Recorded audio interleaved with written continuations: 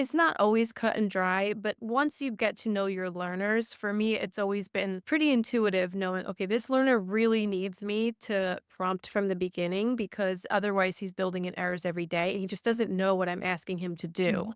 Welcome to the Misfit Behaviorist Podcast. Join your hosts, Audra Jensen and Caitlin Beltran, here to bring you evidence-based strategies with a student-centered focus.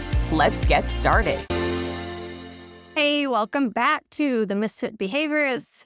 I've got a guest today. Caitlin, we're kind of MIA with the beginning of the school year and everything. And we're still kind of chewing on the idea of creating a course at some point. We just haven't pinned that down because it just takes time and figuring things out. But we are here to hear what Caitlin has to say about the beginning of her school year, what's going on, and what you want to talk about today. I've been totally off the grid. I think September 1st, I was like, give me a minute. And then here we are, mid-October. But I want to talk about a question I've seen floated around in our group, a couple other Facebook groups, and that is the topic of prompt dependence, specifically in our learners with autism and kind of how to address that. I remember so many times, so many kids I worked with, the classic one of like holding up their hand and waiting for you to give them what to do. I think we're so much better about backing off of those touching of the hands prompts. I love the new idea of going hand under hand instead of hand over hand. So when you have to do some sort of guided correction or prompt, that now we're doing hand under hand instead of over, which just, I love that so much better. You love that. I love that a lot. Yeah, so just to, kick us off, when I think of prompt dependence, same thing. That hand hovering over, what do you want me to do with it? Kind of looking at you out of the corner of your eye. But really, it's anytime we have that learner who has become reliant on our prompt in any way to complete the chain or the action that they're doing. And I've seen it in kids globally where they're prompt dependent with almost everything they do and they need the extra nudge and they need the, okay, keep going, or the verbal.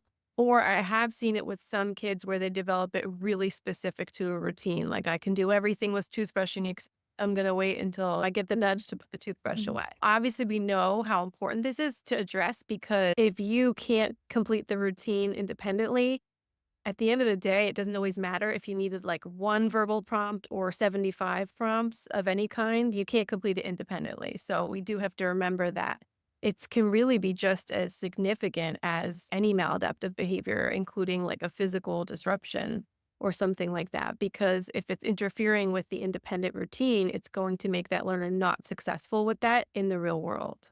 I think we deal with it in real life too. Do we wait to be asked to do something by our husband or our spouse? Or does it become a natural part of our, and if you're getting to the point where you're having to ask your husband to take out the trash every single week and he's not doing it, he's dependent on that prompt, and that it just doesn't feel good. So you want that independence of the husband or whoever else you're working with, of just independence. Yes. I mean, I'm a behaviorist, so in my household, we don't have that problem. No, just if only life worked like that.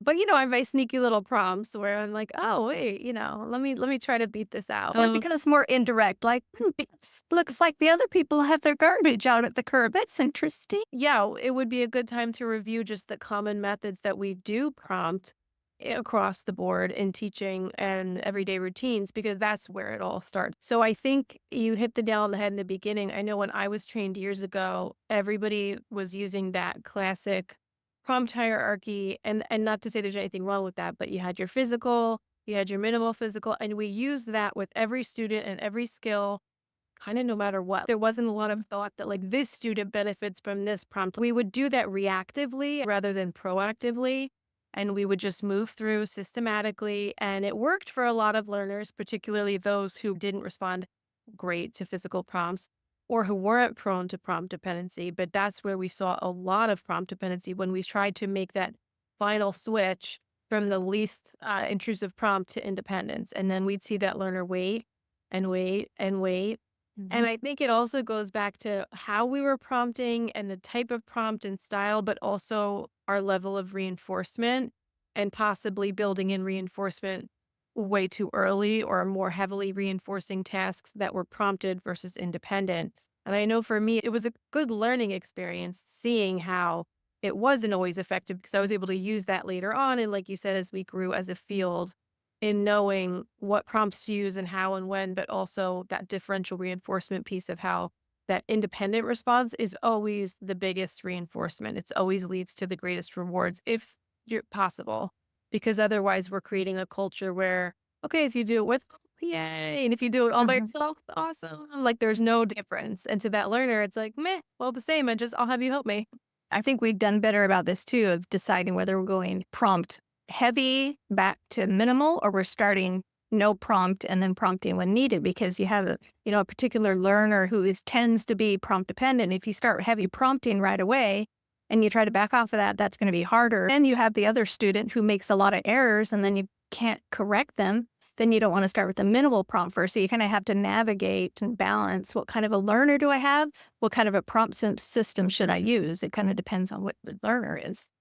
Exactly. It's exactly where I was headed next. We talked about that a lot as I was ending my time at Douglas, where whichever prompt hierarchy, whichever way you're using it, whether you're using it most to least or least to most, kind of just the idea, like, don't forget, you don't have to hit all the prompts. There's no one watching out of the corner of the room saying, don't forget about the gesture. So if you have a learner, and we would talk about the idea of like the controlling prompt, what is the least intrusive prompt I can use to get this learner to respond correctly? And I'm thinking of a lot of students in my classrooms off the top of my head that I never have to use anything more than like a gesture or point, or even Mhm. like a stimulus cue of placing the target closer.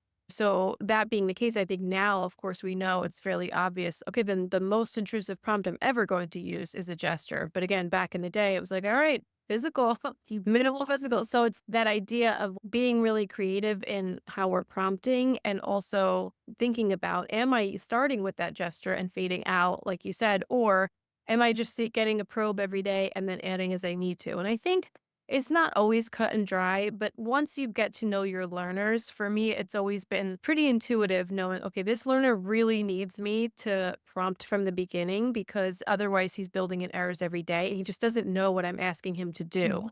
Versus this learner is very prone to prompt dependency, and I'm going to really try to back off, give them a chance to respond, and maybe add the prompt in after the fact if I need to. There were also times in different clinical models that I've been in where they use a data where they're taking data on just that prompt level.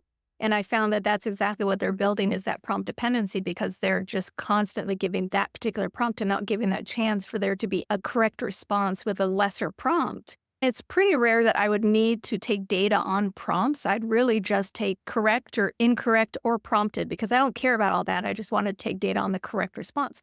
But once in a while, if I had to really break it down with prompt level, I would say the prompt and then anything less than that prompt. So if I was taking a data on, a particular skill, and I knew the prompt level that I wanted to be at was, a gesture was going to be correct. It would be gesture, and anything more independent than that would be correct response.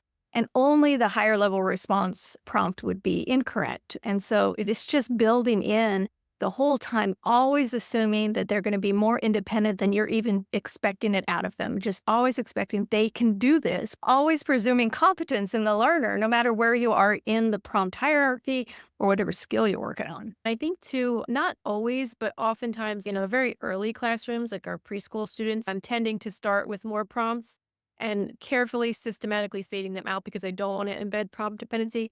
But I'm really teaching them the skill. I'm teaching them how to learn. I'm teaching them how to sit and attend and discriminate. So that's where I feel like our prompts are really meaningful. Whereas, again, not a cut and dry rule, but oftentimes as the learners are getting older, they know the back and forth, they know how to attend and discriminate.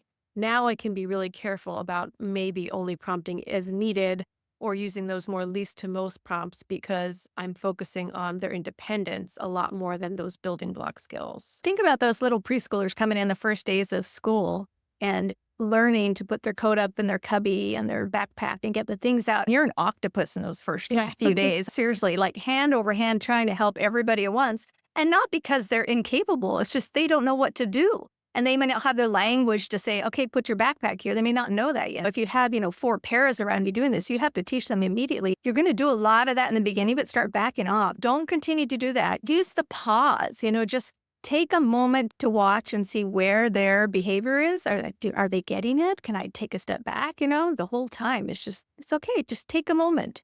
and let them sit for a moment and process what the environment is telling them and see if they do it. Yes, I love that. The idea of it really being dynamic. And that's hard because unless it's a scale where like, oh, this week we're taking data on this, or this is their IEP goal, I find sometimes more the everyday routines are the ones that's like harder to step back and think, oh, maybe it's possible they already know this. And just because I had to prompt them all last week, I can step back a minute or And so see. quick for us to just help them do Yeah, it. right. And everyone wants to feel useful and, help everyone. But are we helping by just jumping in all the time? And sometimes, yes. Like if you have a learner, like you said, I could stand there all day. They're never going to understand. Oh, I want you to put your backpack on the hook. I have to show them.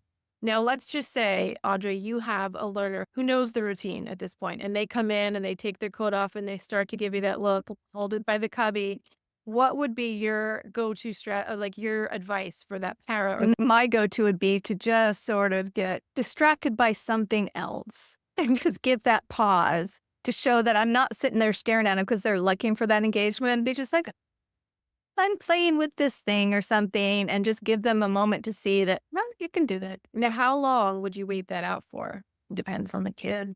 I have had students, and I don't know about you, they would play that game for a very long time. And those were the ones where my favorite was to kind of like, I'm doing the same thing, like, oh, is that the sun coming in? Lords. But I'm like, I'm not like, hey, you put your coat in your Yeah. cup. I'm fading out that same prompt. And that's like a nuance. I think it's great. The other one I like to use, depending on the learner, everything's always depending on the learner, but doing silly. So like, oh, that's right. You put your backpack in the toilet or something totally ridiculous. I think at the end of the day, I feel like sometimes just looking for that control of like, can I make you stop what you're doing? Look at me. And so any way that I can change that up, even if it's just not giving you eye contact, not giving you verbal direction, making it silly. I know with one particular learner, this was back in the day, but I had a BCB at the time who helped me research the idea of a time delay prompt procedure. And that was really eye opening for me in the realm of using that with a learner who was very prompt dependent. And it was very successful with that learner. And we waited the pause, but we really had that systematic plan from the beginning because, like I said, I think three different people could wait that out in three different ways. And I've had staff who were like, oh, they're prompt dependent. I'm going to wait them out. And then like an hour goes by and I'm like, oh my God, tell me you're still not standing by the covey waiting for them to put their code in. That's not what I meant. So that idea of maybe, and it could look like a progressive time delay or a constant time delay, pick your poison, but where I'm waiting a specific interval of time. Then if they are not responding during that time, I am providing a discrete prompt, but they're only getting reinforced depending on what part of that program I'm at. So if it's in the beginning, maybe they're getting the reinforcement, but then over time, they don't just have to do it correctly and independently, they have to beat the prompt. And so they're learning the most valuable reinforcer comes when I do it by myself and kind of quickly too. And then you're also bringing data back into it. It's like, are you going to start that? But are you going to take baseline data beforehand to know where you're going to start that time delay in the beginning? So there we're going back to just our basic, take some data to start with. How long will they wait? We'll wait them out for a couple of days and see, are we talking about 4 hours? Are we talking about, 20 seconds? It's going to start it out. Yes, all comes back to just knowing our learner. And I think once we do know our learner, having that plan. And that's where I think it's for one student, most to least prompting, for another student, least to most, without a time delay. Once we have that kind of figured out, making sure it's really systematic and it's not just like, oh, yeah, we're giving the pause today, but see if they can do it tomorrow. And having the prompt fading plan from the beginning can also help us feel more confident and just consistent in our approach. I guess it wouldn't be a complete episode if we didn't mention visual cues, right? Making sure that we have our SD or cue, whatever you're calling it nowadays. It may or may not be verbal. We have our prompts. They might be physical. They might be stimulus prompts, but also building in those, depending on the question, it could be a visual prompt or just a visual cue. A lot of times with older learners, like that unpacking can turn into a visual checklist. And then it's like, I'm not prompting to your cubby, I'm prompting to your list. Because once you find and start your list, I can kind of chain that and chunk that together so it's more seamless. You could also use transition, like tokens or whatever you're using for the transition. So if it's, say, we're back to the cubby thing, you're like, okay, well, it looks like reading classes next. That's your favorite thing to do or whatever. And you can see that step has to happen before you can get to this. And so that's their cue to get it done. I'm glad you circled back to that. The idea of like the reward, the reinforcer, like we can prompt all we want, but unless that reinforcer is meaningful and coming really thoughtfully at the right time, we're not going to quite get there. So that's really a pivotal piece of the puzzle. So I think some takeaways for us would just be the idea of being really systematic and thorough, really thoughtful when you start to really get to know your learner and figuring out which types of, not just which types of prompts work best, but also which type of prompt hierarchy, which way you're using that. The idea of maybe considering a time delay and remembering to have those visual cues. But most importantly, whatever you land on, making sure it's a systematic plan from the start and then using data to make changes as needed. Well, you know where to find us, either Facebook, Instagram, YouTube, the Misfit Behaviorists, and we will be around the next time with the next topic. And I'm going to go pick up the garbage that's down at the curb now. See you later. Thanks for listening to the Misfit Behaviorists, and be sure to tune in next week for more tips and tricks. Don't forget to subscribe so you don't miss an episode.